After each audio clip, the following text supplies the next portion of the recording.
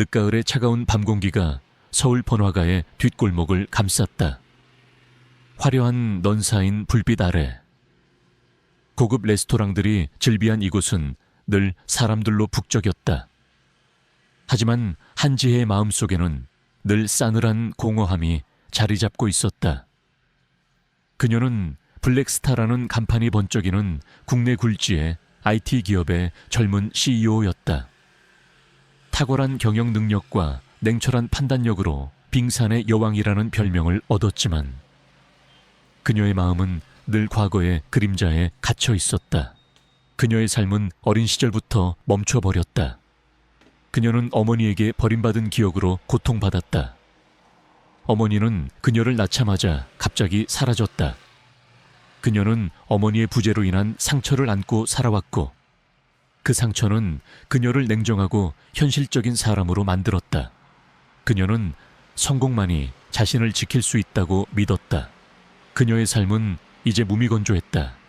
매일 밤 고독한 잠자리에 들었고 낮에는 무표정한 얼굴로 회의실에 앉아 있었다.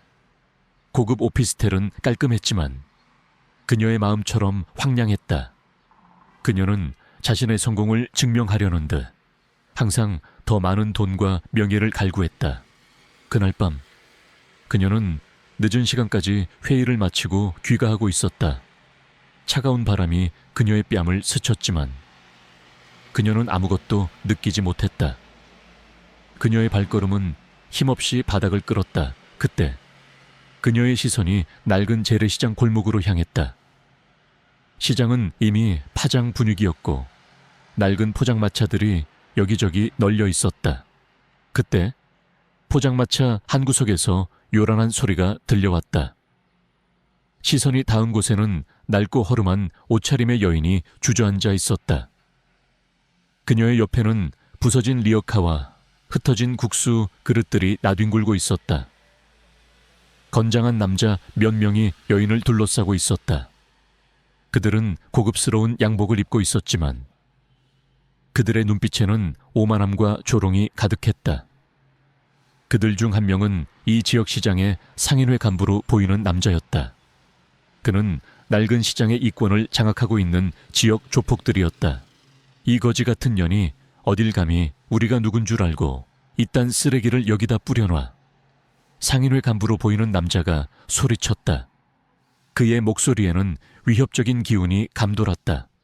여인은 연신 고개를 숙이며 빌었다. 죄송합니다. 죄송합니다. 제가 실수했습니다. 상인회 간부는 여인의 머리채를 잡아 올렸다. 이 미친년이 아직 정신을 못 차렸군.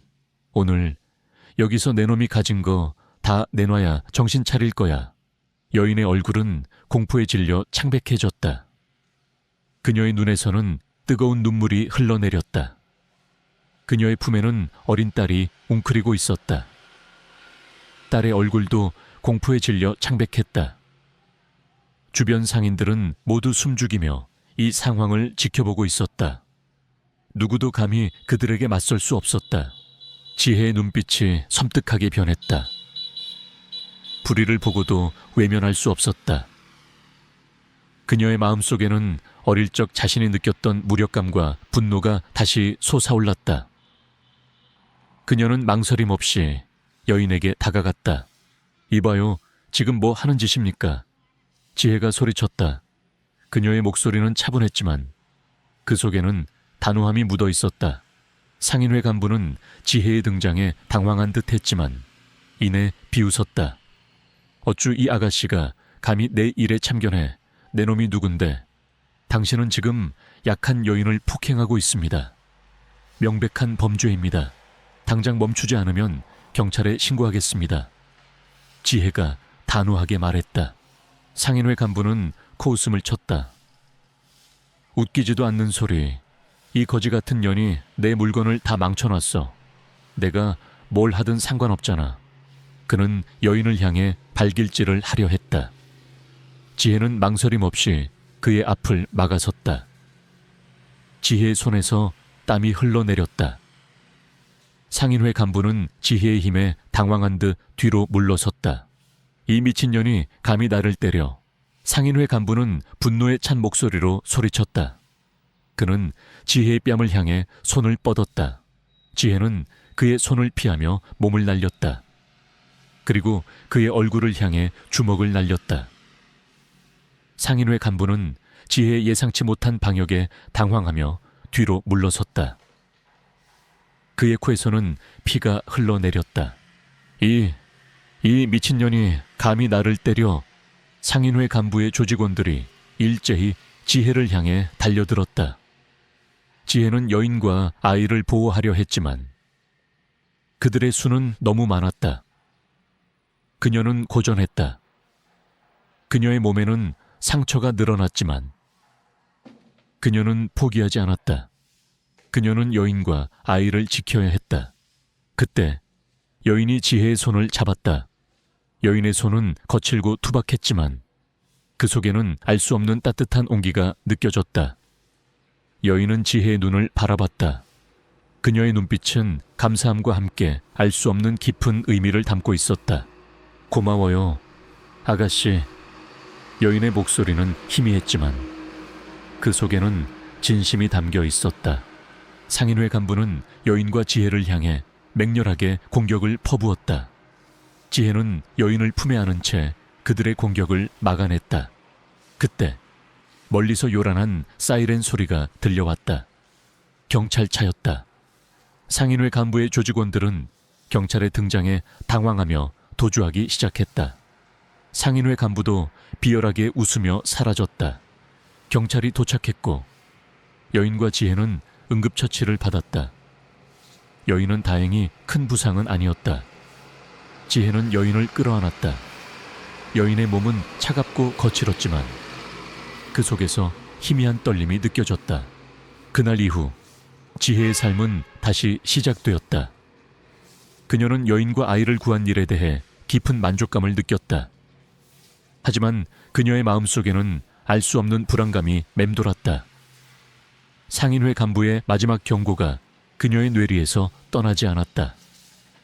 오늘 일 잊지 않을 거야. 반드시 그 대가를 치르게 될 거야. 지혜는 직감했다. 이 사건은 결코 여기서 끝나지 않을 것이라고. 그리고 그녀는 이 모든 것을 끝내야 한다고 다짐했다. 늦가을의 차가운 밤 공기가 서울 번화가의 뒷골목을 감쌌다. 화려한 넌 쌓인 불빛 아래 고급 레스토랑들이 즐비한 이곳은 늘 사람들로 북적였다. 하지만 한지혜의 마음속에는 늘 싸늘한 공허함이 자리 잡고 있었다. 그녀는 블랙스타라는 간판이 번쩍이는 국내 굴지의 IT 기업의 젊은 CEO였다. 탁월한 경영 능력과 냉철한 판단력으로 빙산의 여왕이라는 별명을 얻었지만 그녀의 마음은 늘 과거의 그림자에 갇혀 있었다. 그녀의 삶은 어린 시절부터 멈춰버렸다. 그녀는 어머니에게 버림받은 기억으로 고통받았다. 어머니는 그녀를 낳자마자 갑자기 사라졌다. 그녀는 어머니의 부재로 인한 상처를 안고 살아왔고 그 상처는 그녀를 냉정하고 현실적인 사람으로 만들었다. 그녀는 성공만이 자신을 지킬 수 있다고 믿었다. 그녀의 삶은 이제 무미건조했다. 매일 밤 고독한 잠자리에 들었고 낮에는 무표정한 얼굴로 회의실에 앉아 있었다. 고급 오피스텔은 깔끔했지만 그녀의 마음처럼 황량했다. 그녀는 자신의 성공을 증명하려는 듯 항상 더 많은 돈과 명예를 갈구했다. 그날 밤 그녀는 늦은 시간까지 회의를 마치고 귀가하고 있었다. 차가운 바람이 그녀의 뺨을 스쳤지만 그녀는 아무것도 느끼지 못했다. 그녀의 발걸음은 힘없이 바닥을 끌었다. 그때 그녀의 시선이 낡은 재래시장 골목으로 향했다. 시장은 이미 파장 분위기였고 낡은 포장마차들이 여기저기 널려 있었다. 그때 포장마차 한 구석에서 요란한 소리가 들려왔다. 시선이 닿은 곳에는 낡고 허름한 옷차림의 여인이 주저앉아 있었다.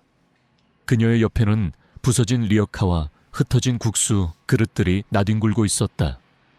건장한 남자 몇 명이 여인을 둘러싸고 있었다. 그들은 고급스러운 양복을 입고 있었지만 그들의 눈빛에는 오만함과 조롱이 가득했다. 그들 중 한 명은 레스토랑의 지배인으로 보이는 남자였다. 그는 낡은 시장의 이권을 장악하고 있는 지역 조폭들이었다.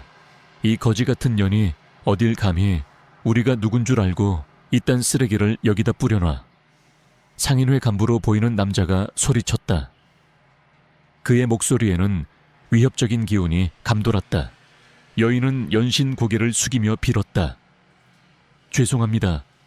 죄송합니다. 제가 실수했습니다. 상인회 간부는 여인의 머리채를 잡아 올렸다. 이 미친년이 아직 정신을 못 차렸군. 오늘 여기서 내 놈이 가진 거 다 내놔야 정신 차릴 거야. 여인의 얼굴은 공포에 질려 창백해졌다. 그녀의 눈에서는 뜨거운 눈물이 흘러내렸다. 그녀의 품에는 어린 딸이 웅크리고 있었다. 딸의 얼굴도 공포에 질려 창백했다. 주변 상인들은 모두 숨죽이며 이 상황을 지켜보고 있었다. 누구도 감히 그들에게 맞설 수 없었다. 지혜의 눈빛이 섬뜩하게 변했다. 불의를 보고도 외면할 수 없었다. 그녀의 마음속에는 어릴 적 자신이 느꼈던 무력감과 분노가 다시 솟아올랐다. 그녀는 망설임 없이 여인에게 다가갔다. 이봐요, 지금 뭐 하는 짓입니까? 지혜가 소리쳤다. 그녀의 목소리는 차분했지만 그 속에는 단호함이 묻어 있었다. 상인회 간부는 지혜의 등장에 당황한 듯 했지만 이내 비웃었다. 어쭈 이 아가씨가 감히 내 일에 참견해. 내 놈이 누군데. 당신은 지금 약한 여인을 폭행하고 있습니다. 명백한 범죄입니다. 당장 멈추지 않으면 경찰에 신고하겠습니다. 지혜가 단호하게 말했다.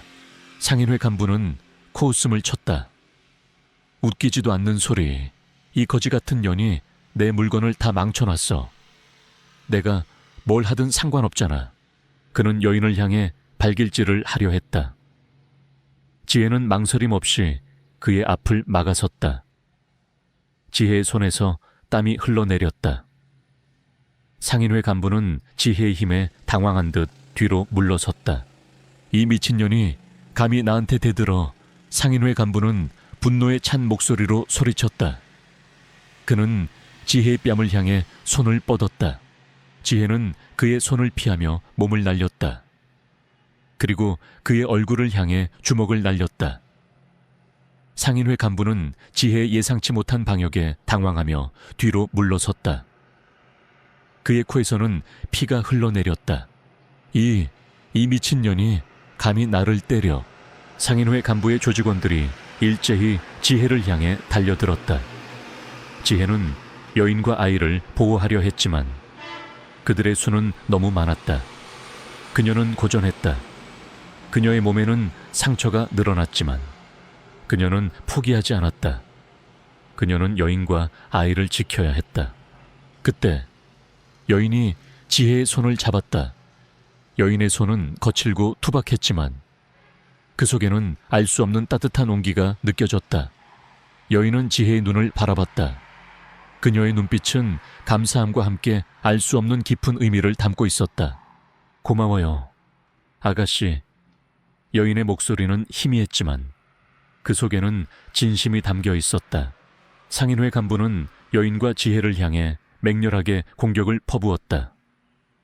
지혜는 여인을 품에 안은 채 그들의 공격을 막아냈다. 그때 멀리서 요란한 사이렌 소리가 들려왔다. 경찰차였다. 상인회 간부의 조직원들은 경찰의 등장에 당황하며 도주하기 시작했다. 상인회 간부도 비열하게 웃으며 사라졌다. 경찰이 도착했고 여인과 지혜는 응급처치를 받았다. 여인은 다행히 큰 부상은 아니었다. 지혜는 여인을 끌어안았다. 여인의 몸은 차갑고 거칠었지만 그 속에서 희미한 떨림이 느껴졌다. 그날 이후 지혜의 삶은 다시 시작되었다. 그녀는 여인과 아이를 구한 일에 대해 깊은 만족감을 느꼈다. 하지만 그녀의 마음속에는 알 수 없는 불안감이 맴돌았다. 상인회 간부의 마지막 경고가 그녀의 뇌리에서 떠나지 않았다. 오늘 일 잊지 않을 거야. 반드시 그 대가를 치르게 될 거야. 지혜는 직감했다. 이 사건은 결코 여기서 끝나지 않을 것이라고. 그리고 그녀는 이 모든 것을 끝내야 한다고 다짐했다. 한지혜는 상인회 간부의 마지막 경고. 오늘 일 잊지 않을 거야. 반드시 그 대가를 치르게 될 거야. 라는 말에 등골이 오싹했지만 그녀의 마음속에는 이미 정의를 향한 불꽃이 타오르고 있었다. 그녀는 박수진과 이민호를 병원으로 데려가 치료를 받게 했다. 민호의 몸에는 멍 자국과 함께 과거의 학대 흔적이 역력했다. 지혜는 민호의 눈에서 자신의 어린 시절과 똑같은 공포와 슬픔을 보았다. 민호의 목덜미에 있는 낡은 목걸이가 지혜의 시선을 사로잡았다. 목걸이 안쪽에는 희미하게 새겨진 뱀 문신과 작은 글씨가 있었다. 블랙스타 지혜의 기업 이름이었다. 지혜는 놀라움을 금치 못했다. 민호와 그녀의 기업이 어떻게 연결되어 있을까?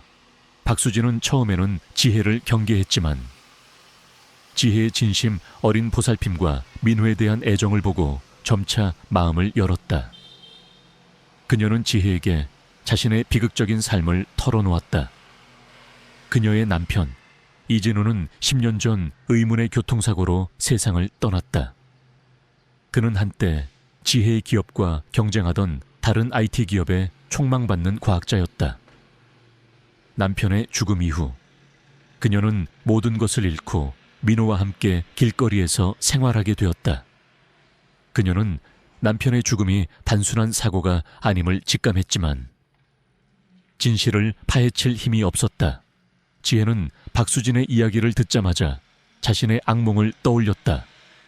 어릴 적 어머니에게 버림받은 기억, 그리고 어머니가 사라지기 전 마지막으로 가지고 있던 물건에 새겨져 있던 뱀 문양. 지혜의 어머니는 한때 이진우의 기업과 관련이 있는 과학자였다. 그녀는 블랙 서펀트 프로젝트 라는 비밀 연구에 참여하고 있었다. 뱀 문양은 바로 그 프로젝트의 상징이었다. 지혜는 직감했다. 이진우의 죽음, 민호의 고통, 그리고 자신의 어머니의 실종, 이 모든 것이 블랙 서펀트 프로젝트와 관련되어 있을 것이라고. 그리고 민호의 목걸이에 새겨진 블랙스타는 그녀의 기업을 노리는 어떤 음모의 표식일 수도 있었다. 지혜는 민호의 목걸이에 숨겨진 금속 조각을 자세히 살폈다. 뱀문신 옆에 아주 작게 새겨진 글자를 발견했다. 최강우. 지혜의 머릿속에 섬광처럼 스쳐 지나가는 이름이었다. 최강우는 지혜의 기업 블랙스타의 경쟁 기업인 골드웨이브의 CEO였다.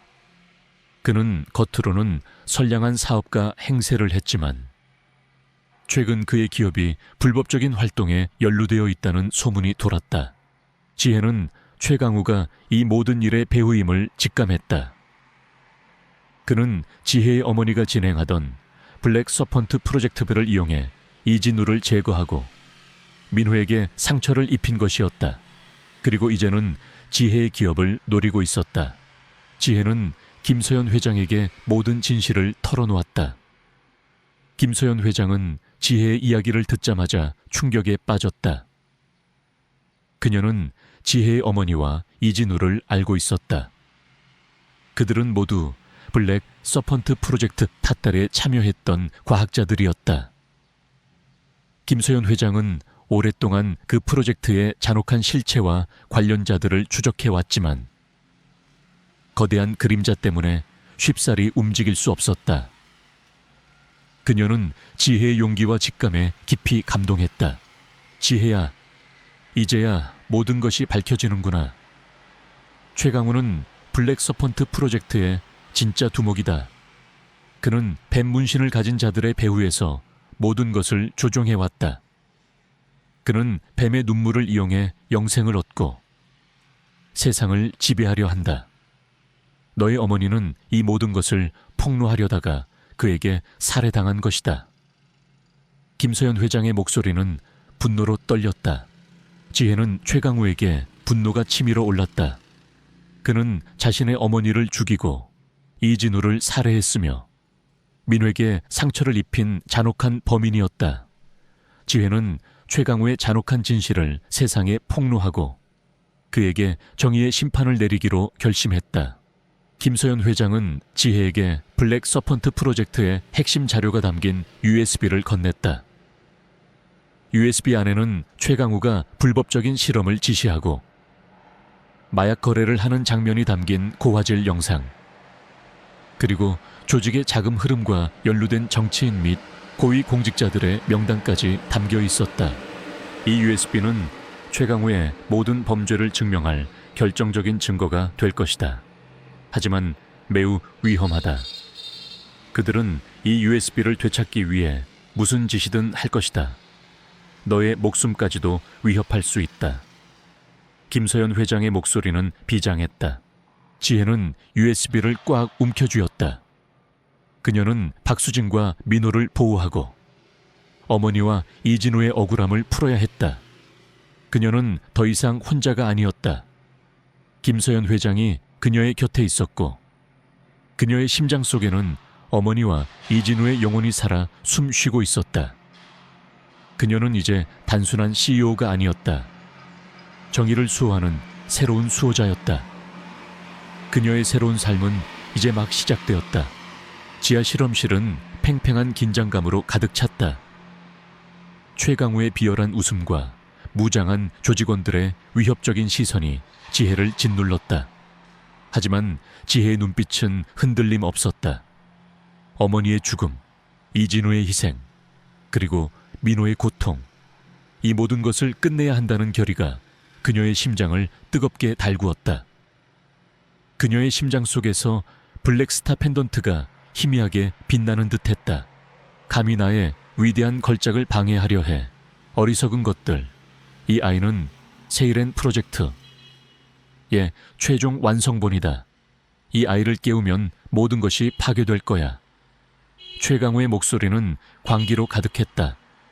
그의 손에는 주사기가 들려 있었고 민호가 쓰러져 있는 침대를 향해 다가갔다.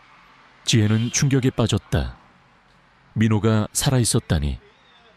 그리고 최강우는 민호를 이용해 세이렌 프로젝트의 최종 목표를 완성하려 했던 것이다. 민호의 목덜미에 있는 뱀 문신이 섬뜩하게 번뜩였다. 녀석의 눈빛은 슬픔과 함께 간절함을 담고 있었다. 최강우는 주사기를 들어 민호에게 약물을 주입하려 했다. 지혜는 본능적으로 몸을 던졌다. 그녀는 최강우를 향해 달려들었고 그와 몸싸움을 벌였다. 최강우의 힘은 예상외로 강했다. 광기에 휩싸인 그의 눈은 더욱 붉게 빛났다. 그의 팔에는 뱀 문신이 선명하게 새겨져 있었다. 지혜의 악몽 속에 등장했던 바로 그 그림자 같은 남자였다. 감히 나의 실험을 방해하려 해. 이 미물 따위가. 최강우가 소리쳤다. 최강우는 지혜의 목을 움켜쥐었다. 지혜는 숨이 막혔다. 그녀의 머릿속에는 어머니와 이진우, 그리고 민호의 모습이 교차했다.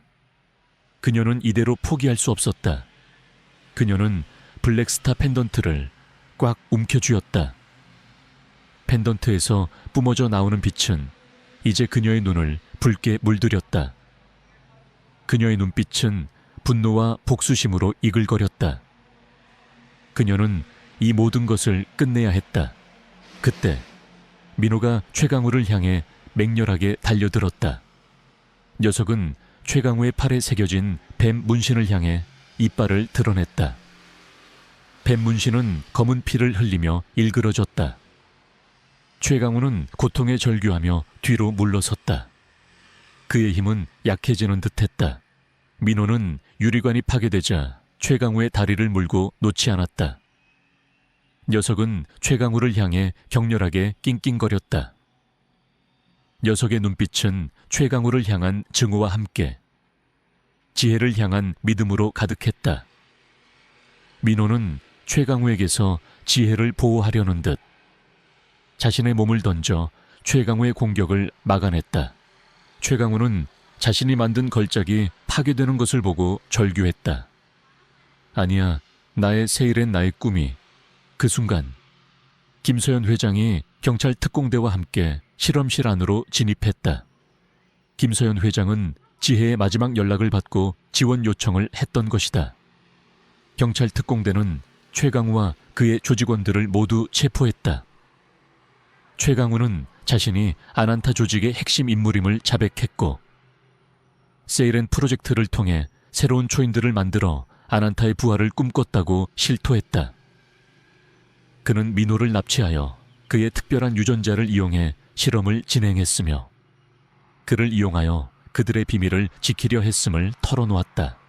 아난타 조직은 마침내 완전히 뿌리 뽑혔다.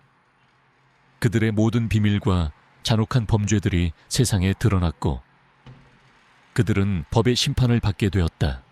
지혜는 민호를 끌어안았다. 민호는 약물 부작용으로 인해 쇠약했지만 지혜의 따뜻한 온기에 안정을 찾는 듯했다. 민호는 병원으로 이송되었고 뱀의 눈물을 이용한 치료를 통해 건강을 되찾았다. 박수진과 민호의 부모는 지혜에게 감사 인사를 전하며 눈물을 흘렸다. 지혜는 이제 더 이상 과거의 그림자에 갇혀 있지 않았다. 그녀는 민호의 희생과 이진우의 헌신, 그리고 어머니의 비극을 기억하며 새로운 삶을 살아가기로 결심했다. 그녀의 곁에는 박수진과 민호, 그리고 구출된 아이들, 그리고 그녀의 심장 속에는 어머니와 이진우의 영혼이 살아 숨쉬고 있었다. 그녀는 이제 단순한 CEO가 아니었다. 민호가 선택한 정의를 수호하는 이 세상의 진정한 영웅으로 그녀의 새로운 삶은 이제 막 시작되었다. 그녀는 어둠을 밝히는 한 줄기 빛이 되어 민호의 희생이 결코 헛되지 않았음을 증명할 것이었다. 연구소 지하 실험실은 팽팽한 긴장감으로 가득 찼다. 최강우의 비열한 웃음과 무장한 조직원들의 위협적인 시선이 지혜를 짓눌렀다. 하지만 지혜의 눈빛은 흔들림 없었다. 어머니의 죽음, 이진우의 희생, 그리고 민호의 고통, 이 모든 것을 끝내야 한다는 결의가 그녀의 심장을 뜨겁게 달구었다. 그녀의 심장 속에서 블랙스타 펜던트가 희미하게 빛나는 듯했다. 내 놈의 추악한 야망은 여기서 끝이다. 지혜는 펜던트를 꽉 움켜쥐고 최강우를 향해 달려들었다. 펜던트에서 뿜어져 나오는 빛은 이제 그녀의 눈을 붉게 물들였다. 최강우는 지혜의 예상치 못한 공격에 당황하며 총을 빼들어 겨눴다. 총성이 울려 퍼졌다. 지혜는 펜던트에서 뿜어져 나오는 힘을 이용해 총알을 피했다. 그녀의 움직임은 예측 불가능했고 그녀의 주먹은 강력했다. 최강우는 지혜의 예상치 못한 힘에 당황하며 뒤로 물러섰다. 조직원들이 일제히 지혜를 향해 달려들었지만 지혜는 펜던트의 힘을 이용해 그들을 압도했다. 그녀의 몸은 마치 그림자처럼 유연하게 움직였고 그녀의 주먹은 번개처럼 빠르고 정확했다. 조직원들은 속수무책으로 당할 수밖에 없었다. 최강우는 상황이 불리해지자 비열하게 웃으며 실험실 중앙에 있는 거대한 유리관을 향해 손을 뻗었다. 유리관 안에는 알 수 없는 액체가 가득 차 있었고 그 속에는 작고 어린아이가 잠들어 있었다.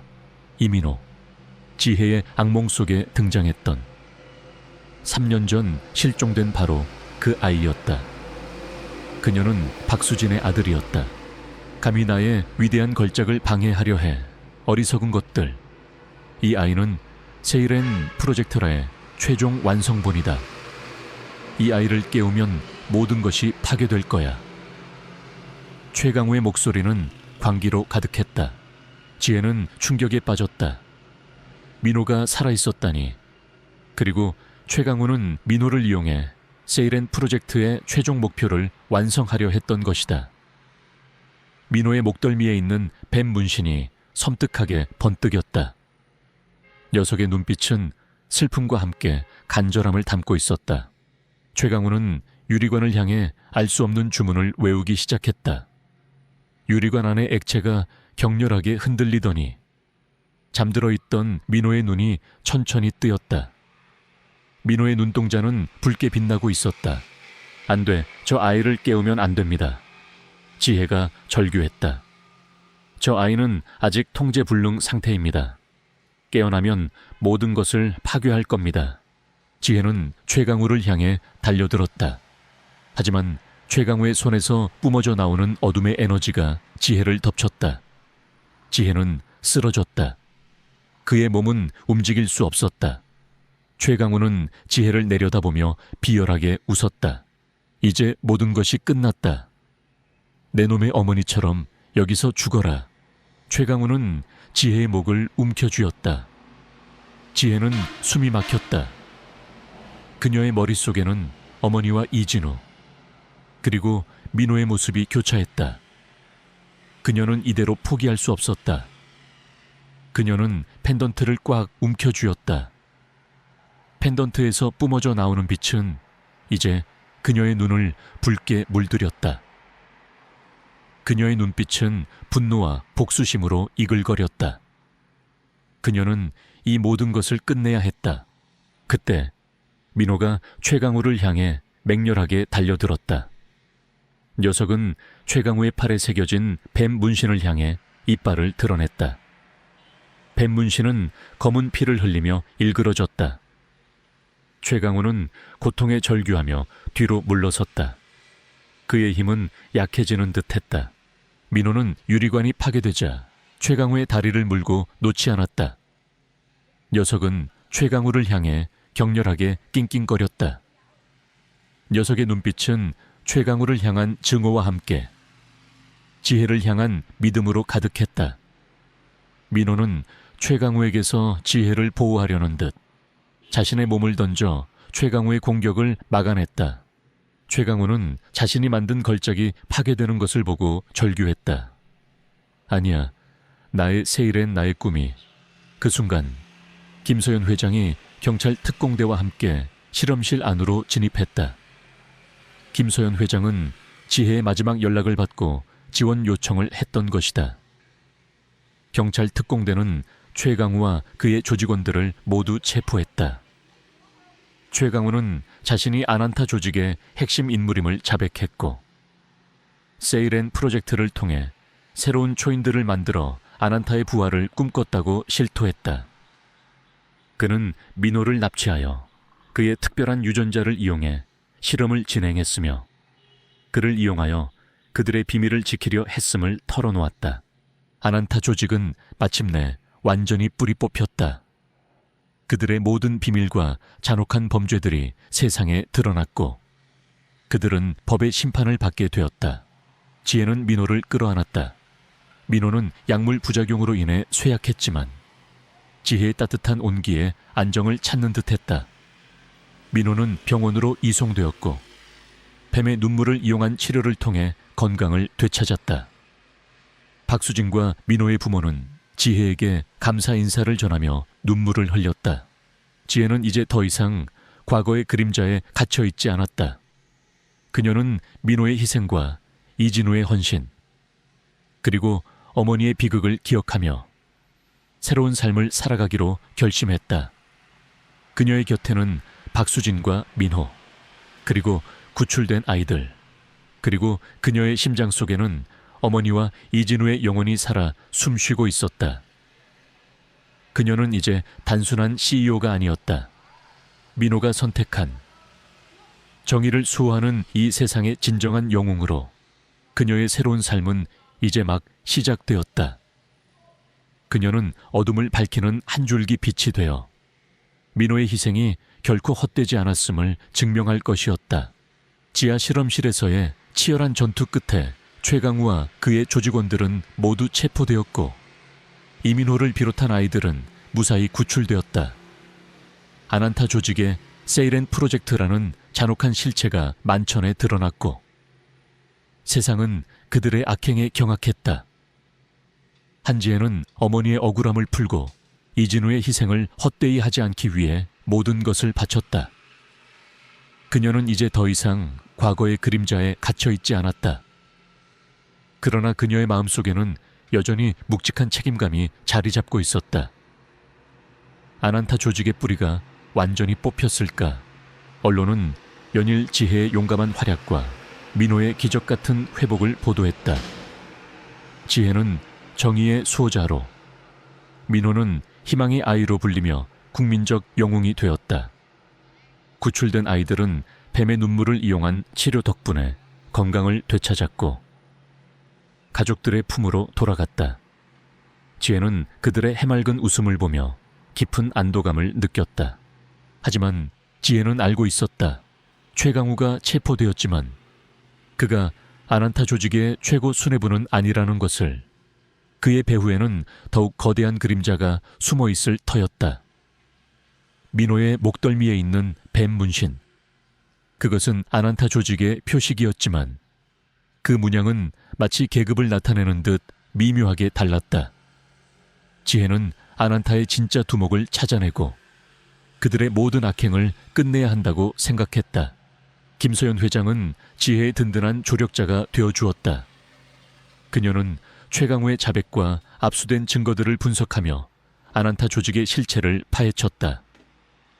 그들은 아난타가 전 세계적으로 활동하는 거대한 범죄 조직이며 각국의 고위층 인사들과 연결되어 있음을 알아냈다. 그들은 막강한 자금력과 함께 비밀스러운 연구시설과 무장 세력을 보유하고 있었다. 수사 과정은 험난했다. 아난타 조직의 잔당들은 교활했고 그들의 흔적은 철저히 은폐되어 있었다. 그들은 김서연 회장과 지혜의 목숨까지 위협하며 수사를 방해했다. 지혜는 블랙스타 펜던트가 떨리는 것을 느꼈다.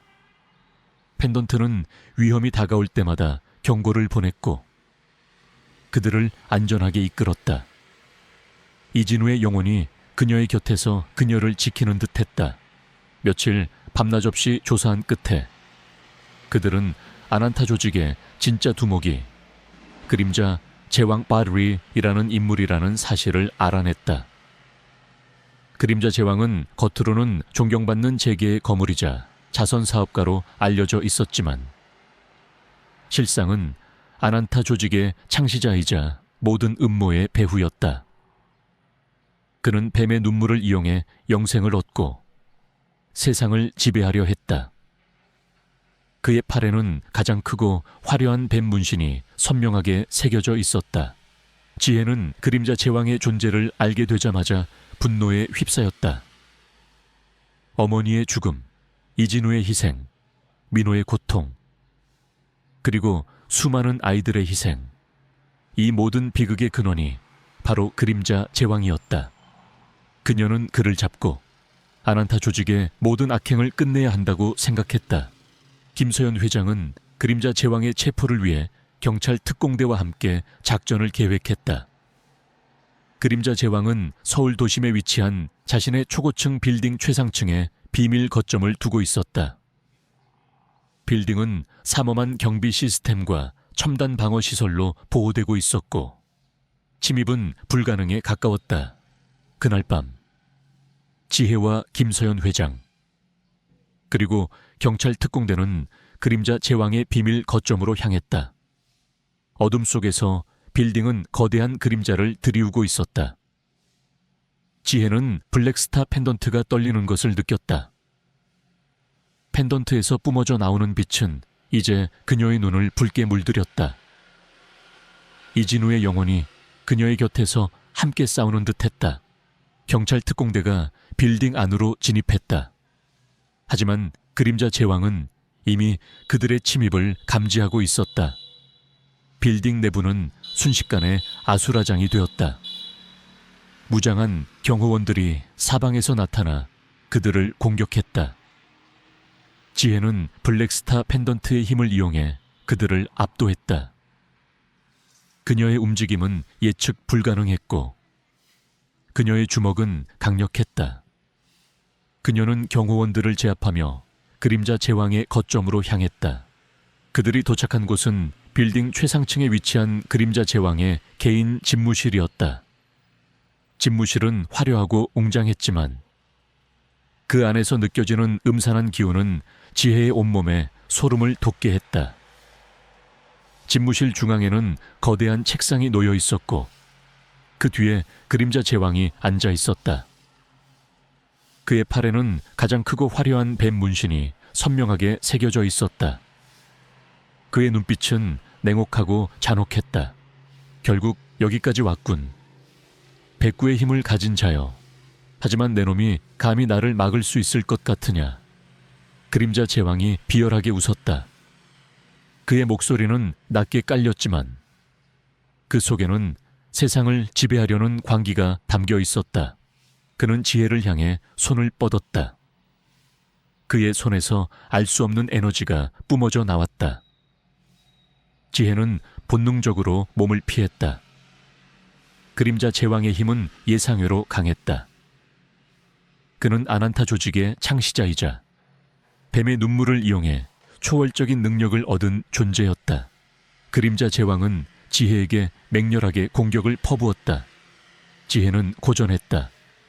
그녀의 움직임은 빠르고 정확했으며 그녀의 공격은 강력했다.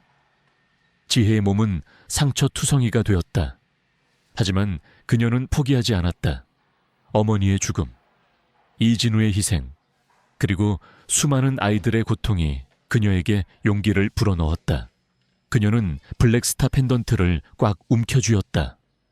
펜던트에서 뿜어져 나오는 빛은 이제 그녀의 몸을 감싸는 듯했다. 그녀의 눈이 붉게 빛나기 시작했다. 그녀는 그림자 제왕의 공격을 피하며 그의 팔에 새겨진 뱀 문신을 향해 주먹을 날렸다. 뱀 문신이 새겨진 살같이 찢어지며 검은 피가 쏟아져 나왔다. 그림자 제왕은 고통에 절규하며 쓰러졌다. 그의 힘은 약해지는 듯했다. 이럴 수가 나의 힘이... 그때 경찰 특공대가 집무실 안으로 진입했다. 김서연 회장이 미리 지원 요청을 했던 것이다. 경찰 특공대는 그림자 제왕과 그의 마지막 조직원들을 모두 체포했다.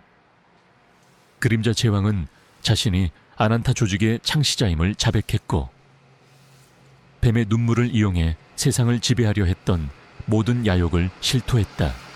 아난타 조직은 마침내 완전히 뿌리 뽑혔다. 그들의 모든 비밀과 잔혹한 범죄들이 세상에 드러났고 그들은 법의 심판을 받게 되었다. 아난타 조직의 모든 잔당들이 체포되고 세이렌 프로젝트의 모든 비밀이 만천에 드러나면서 세상은 오랜 혼란과 고통 끝에 마침내 평화를 되찾았다. 언론은 연일 정의의 승리를 보도했고 한지혜는 영웅으로 불리며 국민적 영웅이 되었다. 하지만 그녀의 마음속에는 이진우와 민호 그리고 어머니의 묵직한 책임감과 함께 영원히 지워지지 않을 상처가 자리 잡고 있었다. 지혜는 더 이상 블랙스타의 CEO로 남지 않았다. 그녀는 과거의 그림자에 갇히고 싶지 않았다. 그녀는 자신의 성공과 돈이 진정한 행복을 가져다 주지 않는다는 것을 깨달았다. 그녀는 자신이 가진 모든 것을 이용해 어둠 속에 숨겨진 악을 찾아내고 약한 자들을 보호하는 그림자, 수호자가 되기로 결심했다. 김서연 회장은 지혜의 선택을 지지하며 그녀의 든든한 조력자가 되어 그림자 수호자의 활동을 전폭적으로 지원하기로 했다. 그들은 첫 번째 임무로 오랫동안 미제 사건으로 남아있던 연쇄 실종 사건을 파헤치기 시작했다. 실종자들은 모두 특정 유전자를 가진 아이들이었고 그들은 모두 아난타 조직과 관련된 고아원에서 생활했던 아이들이었다. 지혜는 직감했다. 아난타 조직의 잔당들이 여전히 세이렌 프로젝트 카랑의 후속 작업을 진행하고 있을 것이라고. 지혜와 김서연 회장 그리고 김영철 경위는 실종된 아이들의 부모들을 만났다. 부모들은 절망과 슬픔에 잠겨 있었다. 지혜는 그들의 고통을 누구보다 잘 이해했다. 그녀는 블랙스타 펜던트에서 뿜어져 나오는 온기를 느끼며 아이들을 반드시 찾아주겠다고 약속했다. 수사 과정은 험난했다. 아난타 조직의 잔당들은 교활했고 그들의 흔적은 희미했다. 하지만 지혜의 감각은 더욱 날카로워져 있었다. 그녀는 블랙스타 펜던트가 떨리는 방향으로 움직이며 어둠 속에 숨겨진 진실을 찾아 나갔다. 펜던트는 위험이 다가올 때마다 경고를 보냈고 그들을 안전하게 이끌었다. 며칠간의 추적 끝에 그들은 서울 외곽에 버려진 연구시설을 찾아냈다. 연구시설은 겉보기에는 낡고 허름했지만 그 안에는 첨단 장비들이 숨겨져 있었다. 지혜는 펜던트의 떨림을 느꼈다. 이곳이 바로 아난타 조직의 잔당들이 세이렌 프로젝트를 재개하고 있는 곳이었다. 지혜와 김서연 회장 그리고 김영철 경위는 연구시설 안으로 잠입했다. 연구시설 내부는 미로처럼 복잡했고 낡은 실험 기구들이 음산한 분위기를 풍겼다. 그들은 소리 없이 움직이며 주변을 살폈다. 그때 희미한 아이들의 울음소리가 들려왔다. 아이들은 연구시설 깊숙한 곳에 감금되어 있었다. 지혜와 김서연 회장 그리고 김영철 경위는 아이들의 울음소리를 따라갔다. 그들이 도착한 곳은 거대한 철창이 놓인 실험실이었다. 철창 안에는 실종된 아이들이 갇혀 있었고 그들은 모두 약물에 취한 듯 의식이 희미했다. 그리고 실험실 중앙에는 낡은 실험복을 입은 한 노인이 서 있었다. 노인의 팔에는 뱀 문신이 희미하게 새겨져 있었다. 그는 아난타 조직의 마지막 과학자 닥터 그림자였다. 결국 여기까지 왔군. 백구의 힘을 가진 자여. 하지만 내 놈이 감히 나의 위대한 프로젝트를 방해할 수 있을 것 같으냐. 닥터 그림자가 비열하게 웃었다. 그의 뒤에는 무장한 조직원들이 서 있었다. 지혜는 블랙스타 펜던트를 꽉 움켜쥐었다.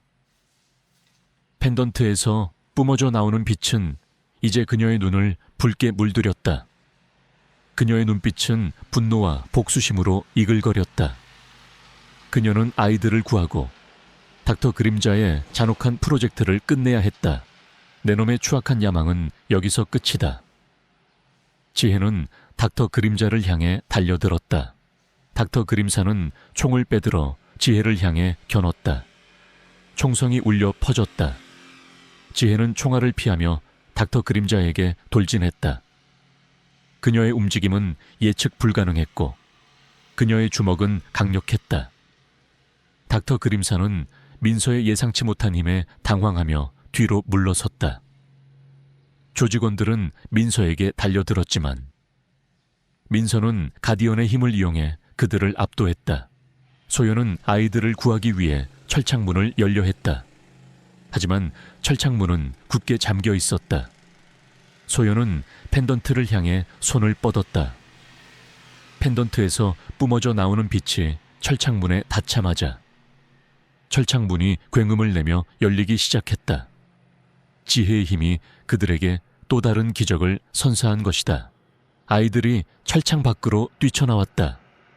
소연은 아이들을 보호하며 실험실 밖으로 대피시켰다. 닥터 그림자는 아이들이 도망치는 것을 보고 분노에 휩싸였다. 젠장대 위대한 걸작들이 그는 민서를 향해 달려들었다. 그의 팔에 새겨진 뱀 문신이 붉게 빛났다. 그의 손에서 알 수 없는 에너지가 뿜어져 나왔다. 민서는 닥터 그림자의 공격을 피하며 그의 팔에 새겨진 뱀 문신을 향해 주먹을 날렸다. 뱀 문신이 새겨진 살같이 찢어지며 검은 피가 쏟아져 나왔다. 닥터 그림사는 고통에 절규하며 쓰러졌다. 그의 힘은 약해지는 듯했다. 그때 경찰 특공대가 연구시설 안으로 진입했다. 김영철 경위가 지원 요청을 했던 것이다. 경찰 특공대는 닥터 그림자와 그의 조직원들을 모두 체포했다. 닥터 그림사는 자신이 아난타 조직의 마지막 잔당임을 자백했고, 세이렌 프로젝트를 통해 새로운 초인들을 만들어 아난타의 부활을 꿈꿨다고 실토했다. 아난타 조직은 마침내 완전히 뿌리 뽑혔다. 그들의 모든 비밀과 잔혹한 범죄들이 세상에 드러났고, 그들은 법의 심판을 받게 되었다. 지혜는 아이들을 끌어안았다. 아이들은 공포에 질려 떨고 있었지만 지혜의 따뜻한 온기에 안정을 찾는 듯했다. 아이들은 병원으로 이송되었고 뱀의 눈물을 이용한 치료를 통해 건강을 되찾았다. 부모들은 지혜에게 감사 인사를 전하며 눈물을 흘렸다. 지혜는 이제 더 이상 과거의 그림자에 갇혀 있지 않았다. 그녀는 이진우와 민호, 그리고 어머니의 희생을 기억하며 새로운 삶을 살아가기로 결심했다. 그녀는 블랙스타의 지분 대부분을 사회에 환원하고 남은 자산으로 희망재단을 설립했다. 희망재단은 아난타 조직으로부터 희생된 아이들을 돕고 사회의 어둠 속에 숨겨진 부조리를 파헤치며 정의를 실현하는 것을 목표로 했다. 그녀의 곁에는 박수진과 민호가 있었고 그녀의 심장 속에는 어머니와 이진우의 영혼이 살아 숨쉬고 있었다. 그녀는 이제 단순한 CEO가 아니었다. 진정한 사랑과 정의를 수호하는 이 세상의 그림자 수호자로 그녀의 새로운 삶은 이제 막 시작되었다. 그녀는 어둠을 밝히는 한 줄기 빛이 되어 그들의 희생이 결코 헛되지 않았음을 증명할 것이었다.